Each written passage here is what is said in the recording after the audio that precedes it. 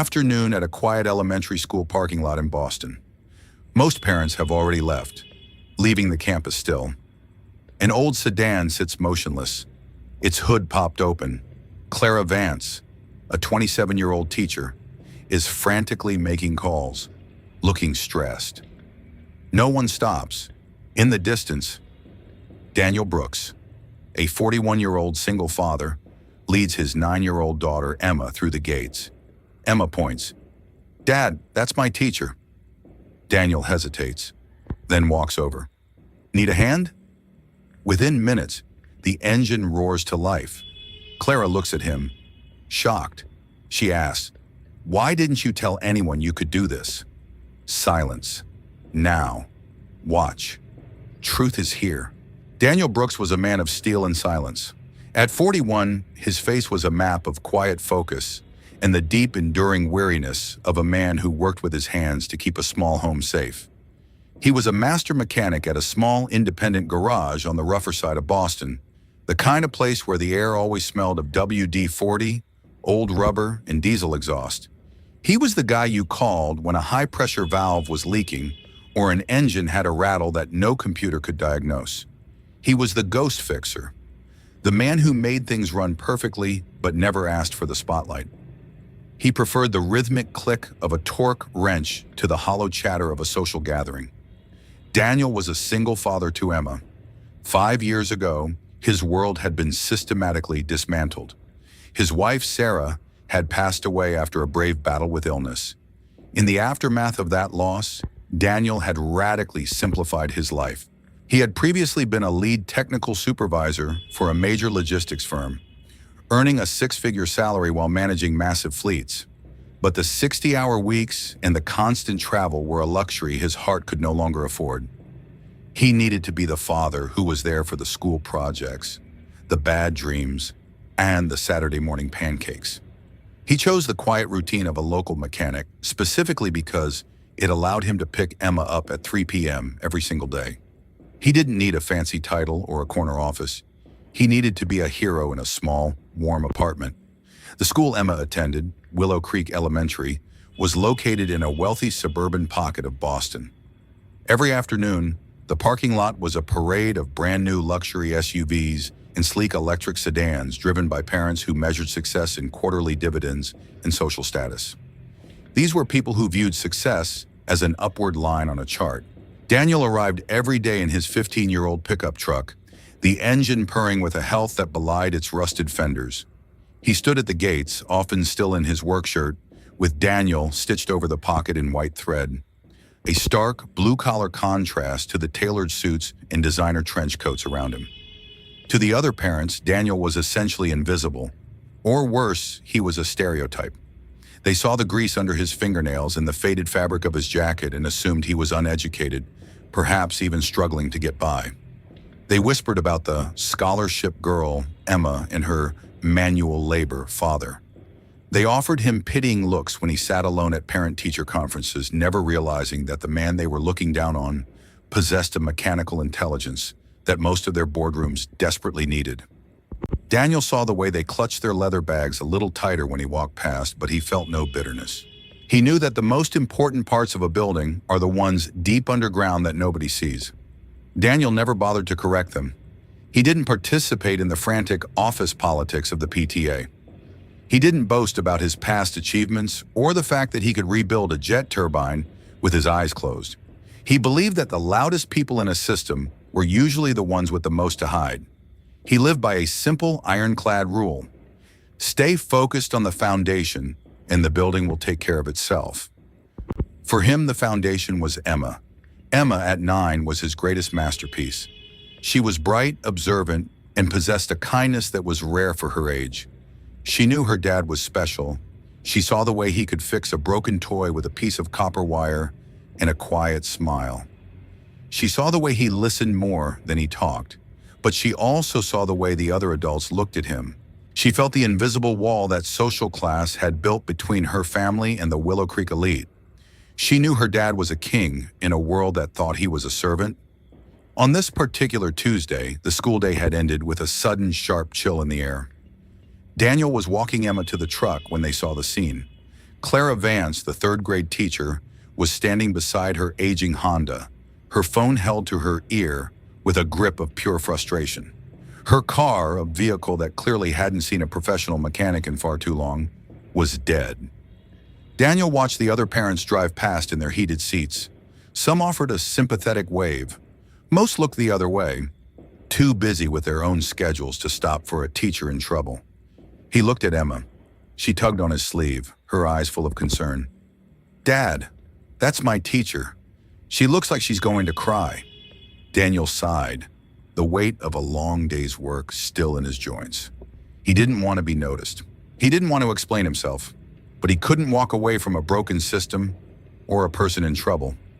He let go of Emma's hand and walked toward the car, stepping into a role he had spent 5 years trying to keep in the shadows. He didn't know that by turning a single wrench, he was about to dismantle the entire perception the school had of him. Clara Vance was 27, and for the last 2 years, she had been one of the most dedicated teachers at Willow Creek. She was the kind of teacher who stayed late to grade papers and remembered every student's favorite book. But today, the perfect teacher persona was crumbling under the weight of reality. Her car had died 3 times in the last week, and today it refused to give even a single spark. She was looking at a $200 tow fee and a repair bill she couldn't afford on a teacher's salary.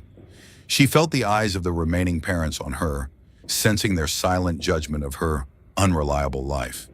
When she saw the man in the work jacket approaching, her first instinct was a mix of embarrassment and caution. She recognized him. He was Emma's dad, the quiet man who always sat in the back of the room during meetings. She, like many others, had assumed he was just a simple laborer who struggled to follow the curriculum.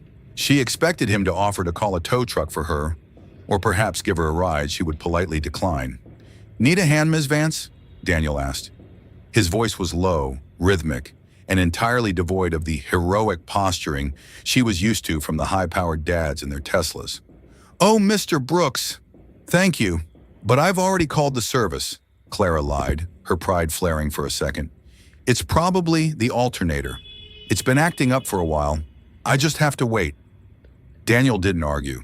He didn't leave. He simply leaned over the engine bay, his eyes scanning the components with a clinical, predatory speed. He didn't see a mess of wires. He saw a map of logic.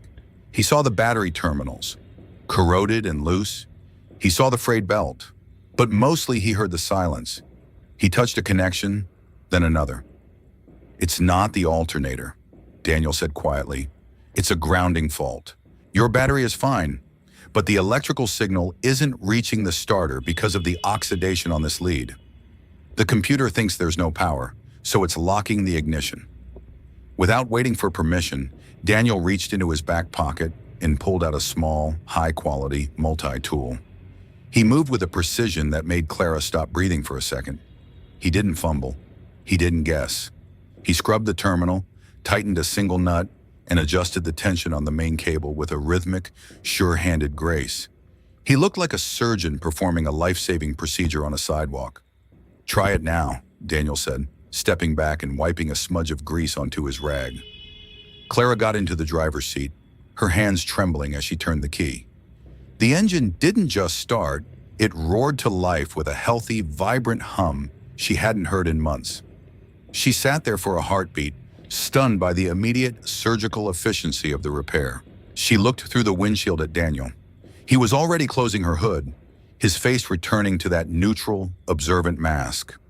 He looked like he had just tied a shoelace, not saved her $500. She stepped out of the car, her eyes wide with a sudden, overwhelming curiosity. She looked at the scuffed boots, the grease on his shirt, and then at the sharp, intelligent clarity in his eyes. She realized in that moment that she had been completely wrong about him. She had mistaken his silence for a lack of thought and his uniform for a lack of status. "Why didn't you tell anyone you could do this?" Clara asked. The question wasn't meant to be accusatory. It was a genuine, raw expression of shock. "I mean, we've had 2 parent-teacher conferences. We've talked about Emma's progress for an hour. You always act like you're just a spectator. People think you're just, well, they don't think you're a master of engineering." Daniel shrugged, a small, humble smile touching his lips. "No one asked, Miss Vance. And in my line of work, you learn that the machine doesn't care what you say you can do. It only cares what you actually do. I saw a problem. I had the tool. That's all there is to it. The rest is just noise." Clara watched him walk back to his old truck where Emma was waiting. She saw the way Emma hugged him, her face lit with a pride that was absolute. Clara realized then that Daniel Brooks wasn't poor or unrefined. He was a man who had chosen a path of aggressive humility. He was a master who had no need for the world's applause because he had already earned the only respect that mattered, the respect of the little girl in the front seat. As she drove home that evening, the sound of her perfectly tuned engine felt like a secret message. She thought about the other parents, the ones who spent their time judging the mechanic from their ivory towers. She realized that Daniel was the wealthiest man she had ever met, not because of what he had in his bank account, but because he was the only one who truly knew his own value. He didn't need to prove he was anyone. He just was. And for a young teacher who spent her days trying to teach children about character, Daniel Brooks had just given her the most important lesson of the year. Over the following weeks, Clara found herself paying much closer attention to Daniel. She started to notice the invisible things he did for the school. One morning, she arrived early to find a loose floorboard in the hallway, one that had been a tripping hazard for months, had been repaired with a flush, professional finish. The janitor didn't know who did it. A few days later, a heavy oak chair in the library that had been broken since the fall was suddenly sturdy again, its joints glued and clamped with a master's touch. She saw Daniel helping a mother in the parking lot whose tire had gone flat. He didn't make a scene. He didn't wait for a thank you or a photo for social media. He simply changed the tire in 4 minutes, gave the woman a polite nod, and walked away before she could even offer him a tip. He moved through the crowd like a ghost, leaving things better than he found them. Clara began to understand the philosophy of the man. Daniel didn't want to be recognized. He wanted the system to function. He was the ghost of Willow Creek, the person who saw the cracks in the world and filled them before anyone else even noticed the damage. He wasn't fixing things for the school. He was fixing them because he couldn't stand to see them broken. He was a man who lived in the logic of repair. During one of the merit assemblies, where students were honored for their achievements, Clara watched Daniel from the stage. He was sitting in the very last row of the auditorium, leaning against the wall. He was wearing the same clean but faded jacket. He didn't cheer loudly or take dozens of photos like the other parents. He just watched Emma with an intensity that suggested he was memorizing the moment. When Emma received her award for top scientific observation, she didn't look at the principal. She looked straight at the back row. She looked at her father, and Daniel gave her a single sharp nod of approval. It was a language of absolute trust that no one else in the room could speak. Clara decided she needed to break through the wall of silence. She invited Daniel to participate in the school's career day. Usually, this was an event dominated by high-powered lawyers, heart surgeons, and tech founders who came in to talk about scaling and disruption. They brought glossy PowerPoints and spoke about six-figure bonuses. "Mr. Brooks," Clara said, catching him after school one Friday, "I was wondering if you'd like to speak to the class next month. About your work, about mechanics." Daniel looked hesitant, his gaze drifting to the scuffed toes of his boots. "I'm not sure the kids would be interested in a guy who changes oil and fixes brakes, Ms. Vance. They usually want to hear about the people who build the apps, not the ones who fix the hardware. I'm just the ground crew." "I think you're wrong, Daniel," Clara said softly, using his first name for the first time. "I think they need to see what real expertise looks like. I think they need to see that the most important work in the world is often the work that doesn't make a sound. Please, Emma would love it. She talks about your workshop like it's a magic kingdom." Daniel paused. He looked at Emma, who was currently showing a classmate how to tie a complex sailor's knot. He realized that this wasn't about him. It was about showing Emma that her world was valid. It was about showing her that her father's hands were as important as any CEO's brain. "All right," Daniel said, "but I'm not bringing a PowerPoint. I'm bringing a toolkit." As the career day approached, the school administration was skeptical. The principal, a man named Mr. Harrison, who prided himself on the school's Ivy-ready culture, pulled Clara aside. Are we sure about the mechanic, Clara? We have a VP from a global robotics firm coming. He has a PhD from MIT. Maybe we should just have Mr. Brooks do a quick demonstration in the back lab instead of a full presentation? Trust me, Mr. Harrison, Clara replied, her voice firm. He's the most qualified person in the room. He's not going to talk about the future. He's going to show them how to hold it together. When the day arrived, the auditorium was filled with parents in expensive suits, showing off their titles like armor. Daniel walked onto the stage in his clean work clothes. He didn't look nervous. He looked at home. He didn't talk about salaries or prestige. He pulled a complex, malfunctioning hydraulic pump from his bag, a piece of equipment from a local construction site, and set it on the table. Most people look at this and see a broken machine, Daniel told the room, his voice carrying a resonance that made the noisy children go silent. I look at it and see a conversation. This machine is trying to tell me where the pressure is too high and where the seal is too weak. Life is the same way. You don't solve a problem by shouting at it. You solve it by being quiet enough to hear the truth. You fix it by respecting the physics. For the next 20 minutes, the unrefined mechanic held the entire school in a state of absolute hushed wonder. He showed them the beauty of the rhythm. He showed them that logic isn't just in a book, it's in the metal. He spoke with a level of clarity and integrity that made the high-powered executives in the front row look like amateurs. He explained how a single grain of sand can stop a 10-ton engine, a lesson in the importance of the small things. The climax of the morning arrived when Daniel allowed the students to come up and touch the gears. He didn't treat them like kids, he treated them like apprentices. He taught them to feel the friction. He was giving them a glimpse into a world of real-world competence that they would never find in a digital interface. Clara watched from the side of the stage. She saw the way the parents were looking at Daniel now. The pity was gone. The condescension was gone. In its place was a profound, heavy respect. They realized then that Daniel Brooks wasn't just a mechanic. He was a master of his own reality. The auditorium cleared out, but the energy of Daniel's presentation lingered in the air like the smell of ozone after a storm. As the children headed back to their classrooms, buzzing about listening to the metal, Daniel began to pack his tools with the same rhythmic, unhurried pace he used for everything. Clara walked over to the stage, the afternoon sun casting long, golden shadows across the floor. That was incredible, Daniel, she said. I've never seen the kids that focused. Not even for the magician we hired last year. You didn't just teach them about pumps, you taught them about integrity.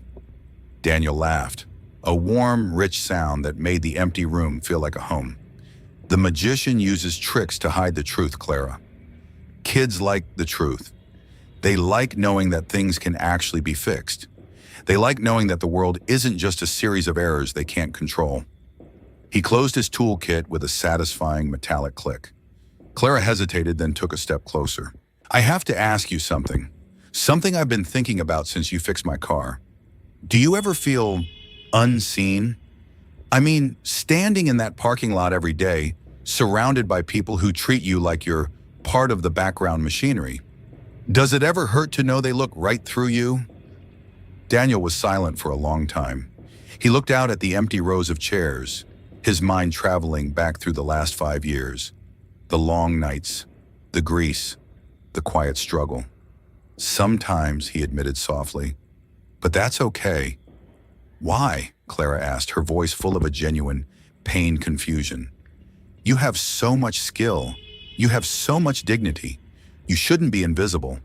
You're a hero, Daniel. Daniel turned his gaze to the playground outside the window.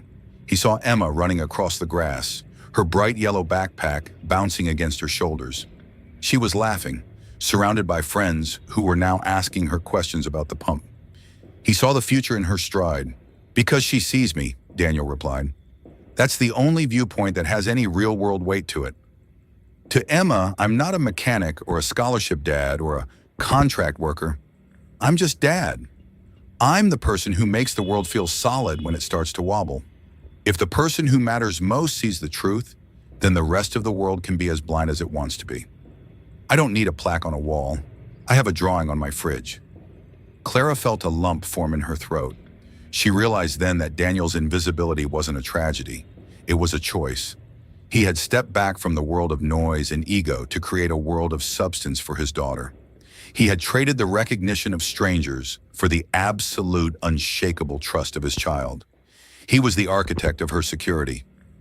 "I think I understand now," Clara whispered. "You didn't hide who you were because you were ashamed. You hid it because it wasn't for sale. You weren't hiding at all. You were just being present where it mattered." Daniel nodded slowly. "Exactly. Reputation is a cage, Clara. People spend their whole lives trying to maintain an image of who they think they should be for people they don't even like. I'd rather just be the guy who knows how to fix the engine. It's a lot easier to breathe down here on the ground where the facts are." Daniel slung his toolkit over his shoulder. He looked at Clara, really looked at her, and she saw a level of peace in his eyes that she had never seen in any of the successful men she had known. He was a man who was entirely at home in his own skin. He was a finished product. "Thank you for the invitation, Clara," Daniel said, his voice warm. "I think it was good for Emma to see her dad on the stage for 5 minutes, but I think she'll be even happier when we get to the ice cream shop. That's the real evaluation." As Daniel walked out of the building, Clara stood on the stage for a long moment. She looked at her hands and then at the spot where the broken pump had been. She realized that she hadn't just invited a parent to speak to her class, she had invited a teacher to speak to her heart. Daniel Brooks hadn't just fixed her car, he had fixed her perspective on what it meant to be a successful human being. He had reminded her that silence is where the real work gets done. The following weeks at Willow Creek were fundamentally different. The parking lot was still a parade of luxury cars, but the atmosphere had shifted. When Daniel pulled up in his old truck, people didn't look away anymore. They didn't whisper about the scholarship dad. Instead, Mr. Sterling, the hedge fund father who used to ignore Daniel, stepped out of his Porsche and offered a sharp, respectful nod. The story of the master mechanic had spread through the parent network.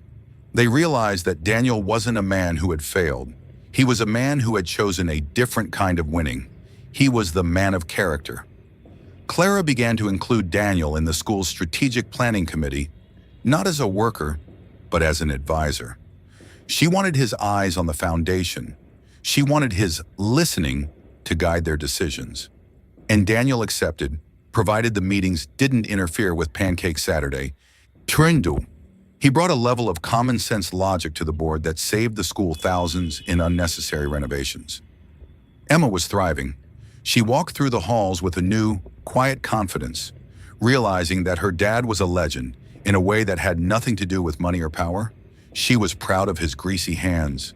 She was proud of his scuffed boots. She was proud of the man who knew how to hear the truth.